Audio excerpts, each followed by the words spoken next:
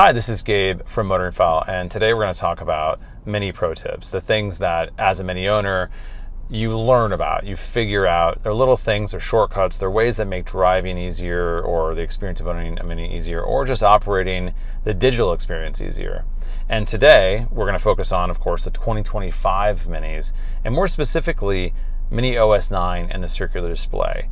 Because there's a lot of things in here, there's a lot of complexity, and there's a lot that deserves maybe some shortcuts, if you will, some things that make it a little easier. Mini has been really smart about how they've designed this, and they've designed some really interesting and small nuances that allow for a simpler experience or a quicker sort of way to access certain functionality. So let's take a look. The pro tips we have today, there's just a few, are just the tip of the iceberg. There is a lot out there, and my hope is that we're going to see more in the comments. We're going to see more people telling us what they've found, things we haven't seen or we just didn't show off today. So there's a lot, of course. Some small things, some simple things, a lot of things that people might already know, but I'll just point it out. One of the biggest pro tips, the things that I've always been amazed that people don't know, is simply hitting the speed button will change your display into an old school speedometer. To get out of this, of course, you just hit it again, and there you go. But one of the things that a lot of Mini owners do is, as they start the car, they turn it into sport mode, or they'll maybe pop the automatic transmission into sport mode. Well, a lot of people look at this new setup, and obviously Experiences gives you go-kart mode, which is equivalent to sport mode, but there's no sport for the transmission anymore. It's actually not true. It's labeled as L. Why?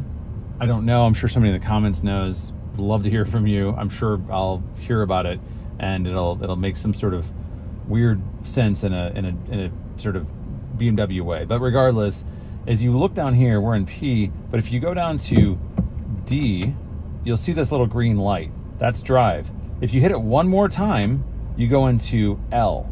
That is effectively sport mode, and what it does is it has a more aggressive shifting algorithm, and it shifts in a different pattern within the power band, giving you more power, more acceleration. It is in the older cars, the previous generation, let's say the F60 Countryman. It's a nice feature, but because of that 8-speed transmission is a sort of a classic torque converting transmission, it could be a little jerky because of it. Here, with the dual clutch, it is seamless. It feels great, and honestly, it kind of feels how you want it to feel. It's much snappier off the line. So that's pro tip. I guess we'll call that pro tip number 2, if the speedometer is number 1. I'm gonna go ahead and put it back in park. And pro tip number 3 is park. So there's no P, you don't slot it into P anymore, you hit park. Well, that's a little different than what we've seen in the past where you're engaged in a gear. Actually, what you're doing with park is you're also engaging the parking brake. So a lot of people have gotten in this car and wondered, where the heck is the parking brake? There's nothing here, there's nothing here. It's actually in the park button, and if you listen carefully, when you hit it, you'll hear it actually engage in the back. And another thing that's interesting, when you hit park on your foot, brake on your foot, it actually disengages. So a new way of engaging the parking brake, it's something that we'll probably see a lot more of, just because it's the way you ultimately put the car in park and turn off the car. You might actually see it wear out quicker, who knows. So that's pro tip number 3 if you're counting at home. Pro tip number 4 is one that's also pretty obvious, but I'll state it. When we're sort of starting the car, and let's say you want to put it in low because you want it to be sportier, but you also want to go into go-kart mode. Well, the one way to do it, of course, is to click this and then click up and then wait. So great, that goes into go-kart mode and no problem there. But there's a little bit of a simpler way to do it. Let's go back to core. And let's just say we started the car. So we start the car and we don't want to think about it. I'm busy looking at my mirrors. All I do is just hold this up. And as I hold it up, about 3 seconds, you're in go-kart mode. So you don't have to think about the screen, you don't have to look at it, you just hold it up for 2 to 3 seconds and you are in go-kart mode. a really, really nice feature. I will add that with the dual clutch and in low and in go-kart mode, where before, if you were in sport with the sport transmission slotted over to the left, it was a little jerky. The transmission at times felt a little bit out of rhythm, if you will. Not the case here. This is such a seamless experience from a acceleration perspective, from a shifting perspective. So a much different experience. So another pro tip, and I think this is one of the most important pro tips, is shortcuts.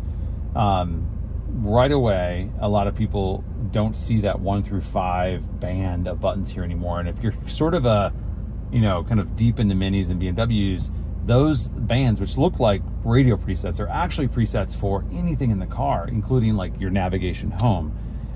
They got rid of it in a way, but they've actually given you something that's more powerful, which is awesome. Actually, it's right here. All you have to do is flip up and you will see the shortcuts that I have actually added to the vehicle. For me, I like to have certain things at my fingertips. Now, the system is more complex than possible, and than before. We've talked about that. But Mini has created a way to kind of create your own, let's call it minimalist view of this operating system. It's a really, really great way to have the Mini OS9 Lite that we've talked about a few times. And it gives you a quick view, in this case, of, let's say, displays. I just want to go straight to displays, brightness settings, interaction unit, some of the small things. Want to see vehicle status, or, hey, tire pressure monitoring. Rather than having to go through 3 steps to get to that, it's essentially 1 click. Assisted view is really nice as well. So there's a lot of really, I'd say, valuable features that make a lot of sense to have a shortcut to. One of the things that I know we have talked a lot about over the past 6 to 8 months is the HVAC controls, and more specifically this. So, okay, it is 2 clicks to get to the heated steering wheel, heated seats, but there's another thing that actually is part of the seat, which is seat massaging. To get to seat massaging, you have to go into essentially apps, and you have to scroll down and while you're driving, maybe, hopefully not, find seat comfort. And then from there, you have, let's see, where is it? Massage. Okay, let's just be honest, that sucks. However, if you want to add it to a shortcut, which I would highly recommend, all you do is press and hold and add to shortcut.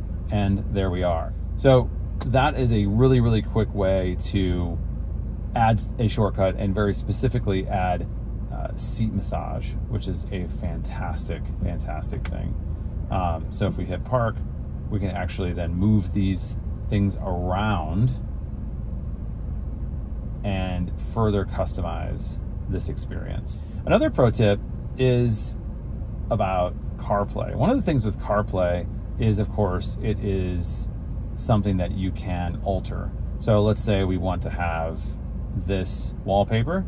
Well, that wallpaper gives us a certain look, which you may or may not like, and it bleeds off to the edges.